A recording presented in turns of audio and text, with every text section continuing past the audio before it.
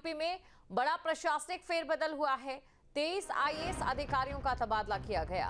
गाजियाबाद, प्रयागराज के डीएम भी बदल दिए गए हैं। गौतम बुद्ध नगर समेत 10 जिलों के डीएम बदले गए हैं और किसे कौन सी नई जिम्मेदारी मिली है वो भी आपको बताएंगे। 23 आईएएस अधिकारियों का तबादला किया गया है और साथ ही आपको ये भी जानकारी दे दें कि गाजियाबाद, प्रयागराज के डीएम बदले गए हैं।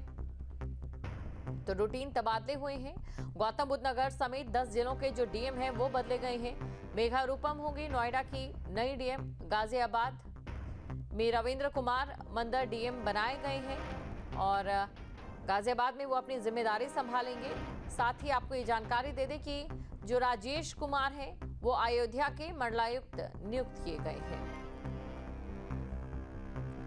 खबर पर अधिक जानकारी के साथ संवाददाता अविनाश हमारे साथ जुड़ चुके हैं। अविनाश, यहाँ पर बड़ा फेरबदल हुआ है। प्रशासनिक ये जो फेरबदल है किस तरीके से इसे देखा जाए, रूटीन फेरबदल क्या?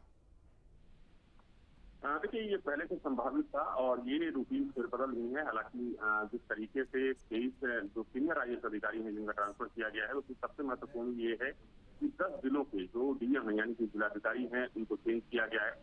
और एक महत्वपूर्ण चीज आपको ये भी बता दूं कि अगर हम मंडलायुक्त अयोध्या की बात करें तो उनको भी वहां से हटा दिया गया है। इसके अलावा दीपक राणा, क्योंकि अगर हम दिल्ली एनसीआर की बात करें तो दिल्ली एनसीआर के 2 ऐसे जिले हैं, खासतौर पर गाजियाबाद की बात करें या फिर नोएडा की बात करें, गौतम बुद्ध नगर की बात करें, तो ये वो जिले हैं जिस पर नजर आती है। तो दोनों जिलों के जो जिलाधिकारी हैं उनको चेंज कर दिया गया है।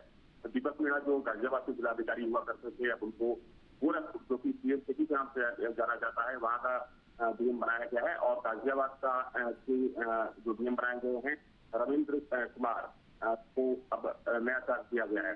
इसके अलावा अगर मनीष कुमार वर्मा की बात करें जो अभी तक गौतम बुद्ध नगर के जिलाधिकारी हुआ करते थे, उनको प्रयागराज जो कि काफी एक महत्वपूर्ण जगह और महत्वपूर्ण तैनाती मानी जाती है, तो वहां की जिम्मेदारी दी गई है। इसके अलावा जो नेहा रूपम है जो कासगंज की जिलाधिकारी हुआ करती थी, उनको अब एक महत्वपूर्ण तैनाती दी गई है। उनको नोएडा का यानी कि गौतम बुद्ध नगर का डीएम बनाया गया है। वहीं अगर हम प्रणव सिंह की बात करें जो अपर आयुक्त थे गन्ना एवं गन्ना विभाग में, उनको जिलाधिकारी कासगंज बनाया गया है।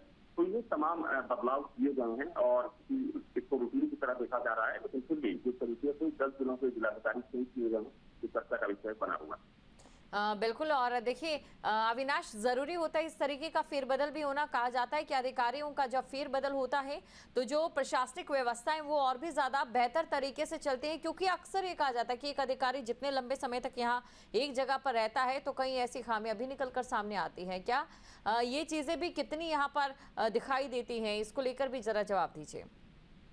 देखिए, ब्यूरोक्रेसी की एक सच्चाई है कि कोई भी अधिकारी अगर एक जगह लंबे समय तक वहां पर टिक कर रहता है, हालांकि ये जरूरी नहीं होता है, वो डिपेंड करता है अधिकारी के नेचर पर। लेकिन अक्सर देखा जाता है कि अगर कोई अधिकारी एक जगह पर लंबे समय से काम कर रहा है तो वहां पर कहीं ना कहीं जो ट्रांसपेरेंसी है यानी कि काम करने की और जो प्रशासनिक जो पारदर्शिता की जब हम बात करते हैं तो उसमें कमी देखी जाती है।